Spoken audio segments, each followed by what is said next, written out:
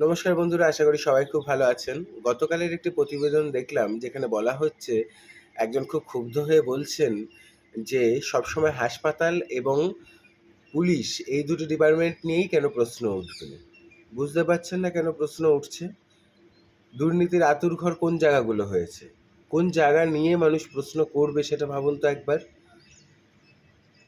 যে জিনিসগুলো হয়ে চলেছে দিনের পর দিন, সেগুলো নিয়ে একবার না একবার তো মানুষ মুখ খুলবেই।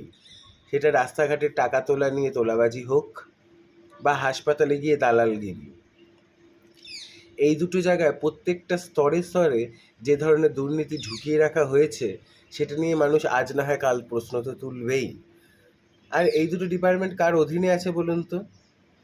তার কাছ থেকে কি আমরা এইটুকু সৌজন্যতা বোধ করতে পারি না? প্রথম প্রথম যখন ক্ষমতায় এসেছিলেন তখন আপনি তো হাসপাতালগুলোতে ভিজিটও করতেন। লাস্ট কবে করেছিলেন বলুন?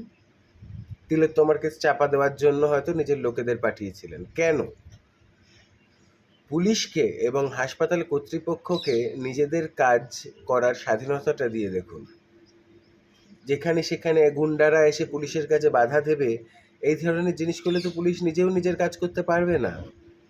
পুলিশ পারে না, পুলিশ বোঝে না, জানে না, এমন কিছু তো এই দেশে হতে পারে না। তবুও তারা করছে না, তার মানে তারা ইচ্ছাকৃত সেগুলো করছে না। আর যদি মনে হয় আপনার সত্যি এইগুলো নিয়ে বারবার প্রশ্ন তুলছে সাধারণ মানুষ, সাধারণ মানুষই তো মালিক, নাকি আপনি মালিক মনে করছেন নিজেকে?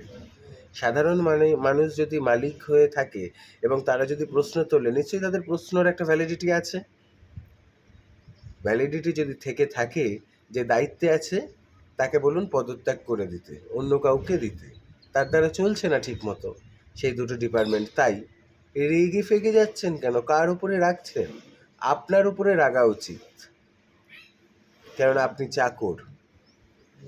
নেতা মন্ত্রীরা নিজেদেরকে পাবলিক সার্ভেন্ট বলে বলে পাবলিককে নিজের সার্ভেন্ট বানিয়ে ফেলার যে একটা দুরবৃত্ত চাহিদা নিজের মধ্যে পোষণ করে থাকে, এই জিনিসটাকে দূর করতেই হবে।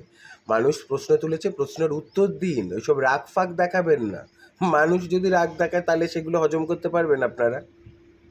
বোকা বোকা কথাবার্তা। ভালো থাকুন, সবাইকে ভালো থাকতে দিন।